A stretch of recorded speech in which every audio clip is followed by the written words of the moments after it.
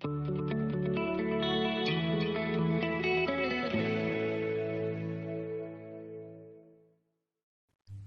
para sobat sekalian, selamat datang di Podcast Stars. Kali ini kita mengupas tentang bintang. Tanpa bintang, manusia tidak akan berada di bumi sama sekali. Pada awal alam semesta terbentuk, satu-satunya unsur yang ada adalah hidrogen, helium, dan sejumlah kecil litium. Bintang-bintang sangat penting untuk pembentukan dan persebaran unsur-unsur berat seperti karbon, nitrogen, dan oksigen. Semua elemen lain yang ada terjadi secara alami, terbentuk selama kehidupan dan kematian bintang-bintang. Di akhir kehidupan bintang-bintang, sebagian materi dihembuskan keluar angkasa yang akan menyediakan gas dan debu untuk membentuk bintang-bintang baru. Planet-planet dan semua yang ada di dalamnya termasuk tubuh manusia, umur, persebaran, dan komposisi bintang-bintang di sebuah galaksi yang dapat digunakan untuk melacak sejarah, dinamika, dan evolusi suatu galaksi. Karakteristik bintang-bintang sangat terkait dengan karakteristik sistem planet yang menyatu dengannya. Ketika matahari lahir, gaya gravitasinya menahan gas dan debu di orbit, memungkinkan pembentukan bumi. Sekarang, matahari memegang planet-planet dalam orbitnya, memanaskan permukaan bumi, mendorong iklim dinamis bumi, dan memicu fotosintesis. Bintang hidup dalam jangka waktu yang berbeda, bergantung seberapa besar mereka. Bintang yang terlalu masif akan cepat menghabiskan pasokan bahan bakarnya dan meledak dalam supernova keruntuhan inti. Radiasi supernova dapat dengan mudah mengguguli galaksi induknya. Sisa inti bintang akan membentuk bintang neutron dan lubang hitam, bergantung pada banyak massa yang tersisa. 5 bintang yang bisa menjadi bima sakti supernova berikutnya. Pertama, bintang raksasa biru Spica di Virgo. Dia berjarak hanya 260 tahun cahaya dan sangat dekat di bumi, dan ini akan menjadi supernova tipe 2 konstelasi Orion. Kedua, Betelgeuse.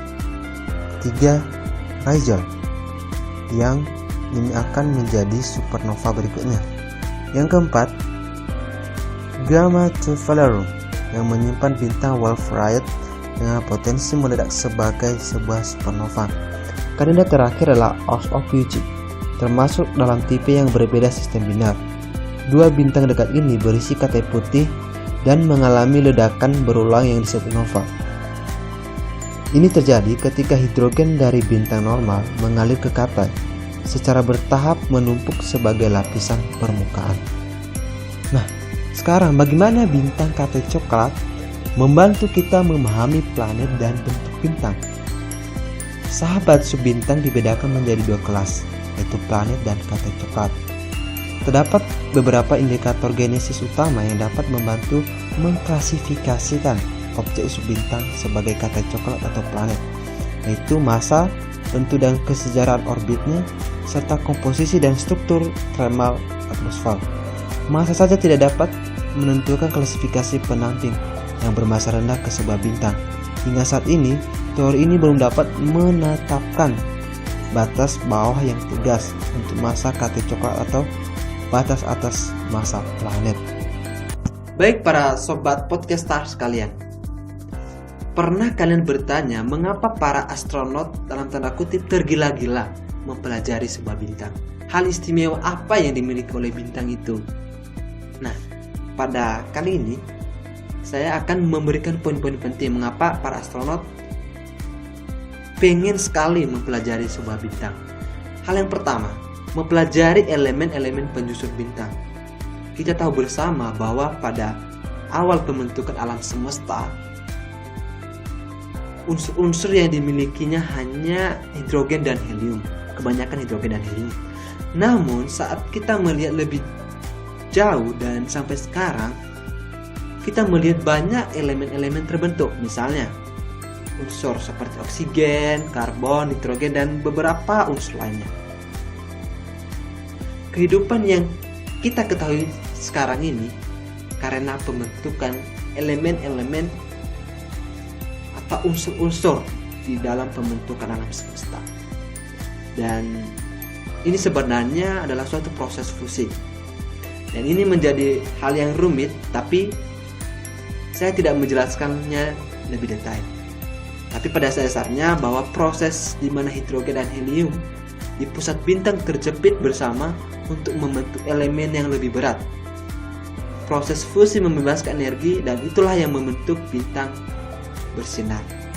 Nah, dari sini kita ketahui bahwa tujuannya adalah untuk melihat elemen atau unsur-unsur yang terbentuk ketika alam semesta ini lahir. Kedua, memahami matahari kita sendiri. Matahari itulah sebuah bintang. Dengan demikian dapat membantu manusia menavigasi melalui bumi. Nah, saat hari sudah gelap, bintang ini akan menerangi langit dan memberikan kita cahaya. Selain bintang ini sangat penting karena mereka membuat kehidupan di bumi. Yang paling penting adalah tanpa matahari, bumi ini hanya akan menjadi batu dengan es.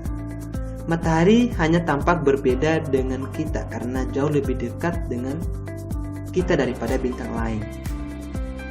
Memahami matahari kita sendiri itu penting karena pada akhirnya matahari adalah sumber sebagian besar energi yang kita gunakan di bumi. Itulah yang membuat bumi tetap hangat dan menyediakan cahaya yang dibutuhkan untuk kehidupan kita saat ini. Jadi para astronot ini mempelajari bintang yang menjadi sumber energi terbesar bagi kita, khususnya planet bumi. Ketiga, memahami pembentukan tata surya. Saat kita mempelajari bintang, kita juga belajar sesuatu tentang bagaimana mereka dilahirkan dan mati. Ini membantu kita memahami bagaimana tata surya kita terbentuk. Para astronot sekarang berpikir bahwa tata surya kita terbentuk sekitar 4,55 miliar tahun yang lalu, dan itu diciptakan dari awan, gas, debu, dan es antar bintang yang besar yang perlahan-lahan runtuh menjadi bentuk cakram. Materi ini terbentuk atau mengumpul dan membentuklah sebuah matahari dan planet-planet lainnya. Nah, di sini kita berpikir bahwa mempelajari bintang dapat melihat dan memahami bagaimana sebuah planet itu atau sebuah galaksi tata surya itu terbentuk. Keempat, bintang juga penting karena mengandung bintang yang besar fraksi dari semua massa yang terlihat di galaksi. Hasilnya, gaya gravitasi mempengaruhi dinamika galaksi, yaitu cara di mana galaksi bergerak dan berkembang dalam bentuknya.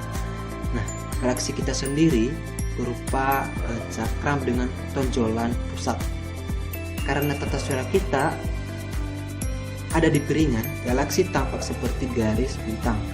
Para ilmuwan atau para astronot menyebutnya sebagai galaksi Bima Sakti. Kita dapat melihatnya ketika langit gelap dan tempat tinggal kita bebas dari polusi. Tarikan gravitasi dari suatu bintang tertentu, matahari, kita sangatlah penting karena tarikan gravitasi matahari yang membuat bumi tetap mengorbit. Tanpa gravitasi matahari, bumi akan terbang ke luar angkasa dan membeku. Baik para sobat podcaster sekalian, semoga apa yang kita bahas saat ini dapat memberikan info-info penting terkait bintang. Sampai jumpa pada acara Podcastars berikutnya.